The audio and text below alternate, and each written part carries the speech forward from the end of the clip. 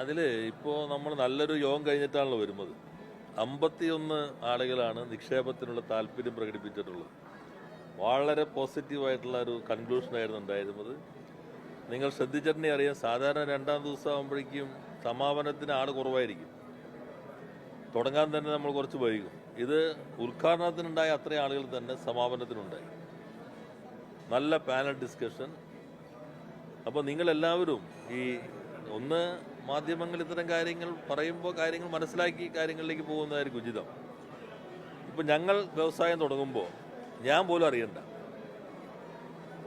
ഓൺലൈനിൽ സബ്മിറ്റ് ചെയ്താൽ 50 കോടി രൂപ വരെയുള്ളതാണെങ്കിൽ മന്ത്രി അറിയണ്ട, പ്രിൻസിപ്പൽ സെക്രട്ടറി അറിയണ്ട, ആരും അറിയണ്ട വ്യവസായം തുടങ്ങാൻ കേരളത്തിൽ. നിങ്ങളിതൊന്നും മനസ്സിലാകാതെ വരുമ്പോൾ ഉണ്ടാകുന്ന ചില പ്രശ്നങ്ങളാണ്. 50 കോടിക്ക് മുകളിലുള്ളതാണെങ്കിൽ നേരെ ഒരു ബ്യൂറോ ഉണ്ട്, അതിനകത്തിന് സിംഗിൾ വിൻഡോ ക്ലിയറൻസ് ബോർഡ് ഉണ്ട്. ആ സിംഗിൾ വിൻഡോ ക്ലിയറൻസ് ബോർഡ് ഈ കാര്യം പഞ്ചായത്തിന് അറിയിച്ചിരുന്നു എന്ന് നിങ്ങൾ തന്നെ ചിലർ കൊടുക്കുകയുണ്ടായി. ആ ലെറ്റർ ഹെഡിൻ്റെ മുകളിൽ നോക്കിയാൽ അത് KSIDC ആണെന്ന് കാണാം. KSIDC വ്യവസായ വകുപ്പിൻ്റെ കീഴിലുള്ളതാണ്. അവരാണ് സിംഗിൾ വിൻഡോ ക്ലിയറൻസ് ബോർഡ് കൈകാര്യം ചെയ്യുന്നത്. അപ്പോൾ അതെല്ലാം ആ സംവിധാനങ്ങൾ കീഴിലാണ്. നമ്മൾ പരമാവധി ഇവർ ആരുടെയും മുൻപിലെത്താതെ ഓൺലൈനായി തന്നെ കാര്യങ്ങൾ കൈകാര്യം ചെയ്യാൻ ശ്രമിക്കുന്നത്. അല്ലാതെ ഓരോ വ്യവസായം തുടങ്ങുമ്പോൾ അത് ഇന്ന വകുപ്പിൽ പോയി ആ വകുപ്പിൽ പോയി, അത് നമ്മുടെ ഈ പ്രൊസീജിയർ കേരളത്തിൽ വന്നിട്ടുള്ള പുതിയ മാറ്റങ്ങൾ, നിയമത്തിലെ മാറ്റങ്ങൾ, ചട്ടത്തിലെ മാറ്റങ്ങൾ, അത് പ്രത്യേകം നമുക്കൊരു വർക്ക്ഷോപ്പ് തന്നെ സംഘടിപ്പിക്കാവുന്നതാണ്.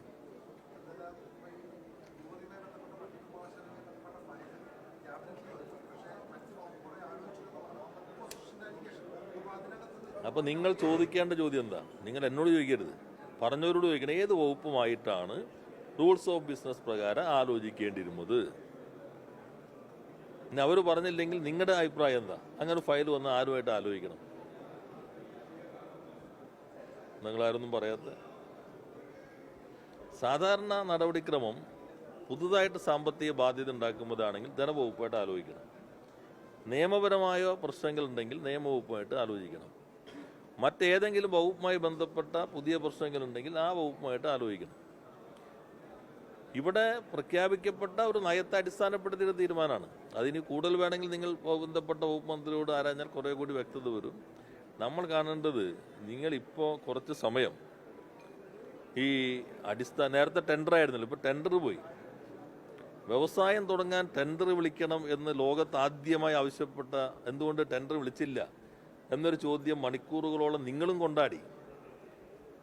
നിങ്ങളപ്പോൾ ഇപ്പോൾ പഴയ പോലെ ആയിരുന്നു. നിങ്ങളുടെ കയ്യിൽ ഈ യന്ത്രം ഇരിക്കണ്ടല്ലോ, ഒന്ന് സെർച്ച് ചെയ്താൽ ലോകത്ത് ChatGPT ചോദിക്കും, ലോകത്ത് എവിടെയെങ്കിലും ടെൻഡർ വിളിച്ച് വ്യവസായം തുടങ്ങുന്നുണ്ടോ? ഏറ്റവും ചുരുങ്ങിയത് അതെങ്കിലും ചെയ്തിട്ട് വേണ്ട നിങ്ങൾ ചോദിക്കാൻ. അത്ര സമയം നിങ്ങൾ കളയരുത് കാഴ്ചക്കാരുടെയും വായനക്കാരുടെയും. പകരം നിങ്ങൾ പറയുക, വിഴിഞ്ഞം കോൺക്ലേവ് വളരെ നല്ല രീതിയിൽ വന്നു. ഇവിടെ വന്ന ആരുടെയെങ്കിലും ഒരു ഇൻ്റർവ്യൂ നിങ്ങൾ എടുത്തിട്ട് 5 മിനിറ്റ് കൊടുക്കാമായിരുന്നില്ലേ? MSC, ലോകത്തിലെ ഏറ്റവും പ്രധാനപ്പെട്ട കമ്പനി, സറഫ് ഗ്രൂപ്പ് CEO, ഇവർ കേരളത്തിൽ വന്നിരിക്കുന്നു. അവരെന്തിനു വന്നു? എന്താ നിങ്ങൾ കേരളത്തെക്കുറിച്ച് അഭിപ്രായം? വേണമെങ്കിൽ നെഗറ്റീവായി ചോദിച്ചു, ഇവിടെ ആ കുഴപ്പമാണല്ലോ, എന്തിനാ വന്നതെന്ന് ആദ്യത്തെ ചോദ്യം ചോദിച്ച അനുഭവം നമ്മുടെ മുമ്പിലുണ്ട്. അങ്ങനെ നമുക്ക് കുറച്ച് സമയം അത്തരം കാര്യങ്ങൾ കൂടി ചെലവഴിക്കാൻ കഴിഞ്ഞാൽ ഫെബ്രുവരി 21, 22 കുറേ കൂടി നല്ല ഇൻവെസ്റ്റ്മെൻറ്റ് കൊണ്ടുവരാൻ സഹായകരമായിരിക്കും. അതിന് നിങ്ങളുടെ എല്ലാവരുടെയും പിന്തുണ ഞാൻ അഭ്യർത്ഥിക്കുന്നു.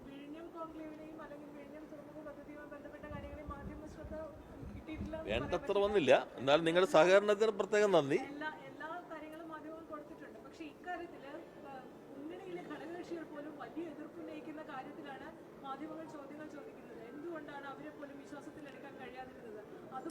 അതല്ല ഞാൻ ചോദിച്ചത്. നിങ്ങൾ ആദ്യം ചോദിച്ച ചോദ്യമാകുമ്പോൾ, സാധാരണ നമ്മളെല്ലാം പത്രപ്രവർത്തനം നടത്തുമ്പോൾ, ഞാൻ നിങ്ങളെ കുറ്റപ്പെടുത്തല്ല, ടെൻഡർ വിളിക്കണമെന്ന് പറഞ്ഞു. അപ്പോൾ നമ്മൾ സാധാരണ കോമൺ സെൻസ് വെച്ച്, ഇവിടെ കേരളത്തിൽ ഏതെങ്കിലും കമ്പനി ടെൻഡർ വെച്ച് തുടങ്ങിയിട്ടുണ്ടോ? നിങ്ങൾ എന്താ ചോദിക്കാത്ത? അതെല്ലാം ഇപ്പോൾ ഇനിയിപ്പോൾ ചോദിക്കുക, മന്ത്രിസഭയിൽ വിവിധ വകുപ്പുകൾ. അവർ രണ്ടാമത് ചോദിക്കുക, മന്ത്രിസഭയിൽ ഇങ്ങനെ ഫയൽ വരുമ്പോൾ ഏത് വകുപ്പുമായിട്ട് ആലോചിക്കണമെന്നതായിരുന്നു അങ്ങയുടെ അഭിപ്രായം? അങ്ങനെ ചോദ്യം ഞാൻ കേട്ടില്ല, ഞാനത് ലൈവ് കേട്ടു. അല്ല, ഞാൻ ചോദിച്ചതല്ല, ഏത് വകുപ്പായിട്ട് ആലോചിക്കണമെന്നതായിരുന്നു. പിന്നെ മന്ത്രിസഭ എന്താ? മന്ത്രിസഭ എന്ന് പറഞ്ഞാൽ എന്താ? അല്ല, ഞാൻ ഈ ചോദ്യത്തിന് പറ, മന്ത്രിസഭ എന്ന് പറഞ്ഞാൽ എന്താ? എല്ലാ വകുപ്പിൻ്റെയും മന്ത്രിമാർ ഇരിക്കുന്ന സഭയാണ്. അപ്പോൾ എല്ലാ വകുപ്പിൻ്റെ മുമ്പിലേക്ക് എത്തിയ ഫയല്. അപ്പോൾ സാധാരണ നടപടിക്രമം എന്താ?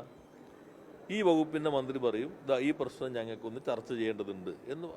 അപ്പോൾ വകുപ്പ് അറിഞ്ഞില്ല എന്നല്ല, എല്ലാ വകുപ്പും മന്ത്രിമാരും ചേർന്ന് എടുക്കുന്ന തീരുമാനമാണ് മന്ത്രിസഭാ തീരുമാനം. അത് നിങ്ങൾ അവരോട് തന്നെ ചോദിക്കണം. അത് നിങ്ങൾ എഴുതി വിടുന്നതാണല്ലോ.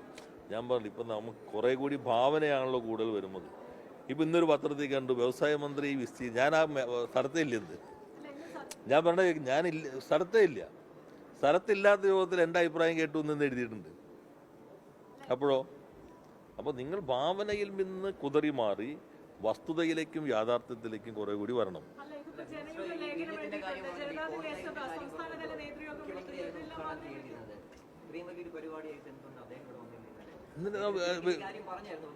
വ്യക്തമാക്കിയിരുന്നല്ലോ ഇന്നലെ തന്നെ. കുറെ കൂടി ക്യാബിനറ്റ് നീണ്ടുപോയി. അതിന്റെ ഭാഗമായിട്ട് അദ്ദേഹത്തിന് ഇപ്പോൾ ഇവിടെ വിമാനത്തിന്റെ കുറച്ച് നിയന്ത്രണങ്ങളുണ്ടല്ലോ. ഞാൻ പറഞ്ഞ അതല്ല, ഇപ്പോൾ ഒരു ചിലർ അത് മാത്രം കൊടുത്തിട്ടുണ്ട്. അതെല്ലാം ഇവിടെ ആർക്കും ഒരു പ്രശ്നമായിരുന്നില്ല. ഈ ഡെലിഗേഷൻ തന്നെ നല്ല കോൺഫിഡൻസോടുകൂടി പോവുകയാണ്. ദോഷൈക ദൃക്കുകൾ ക്ഷീരമുള്ളൊരകിടിൻ ചുവടിലും ശരി.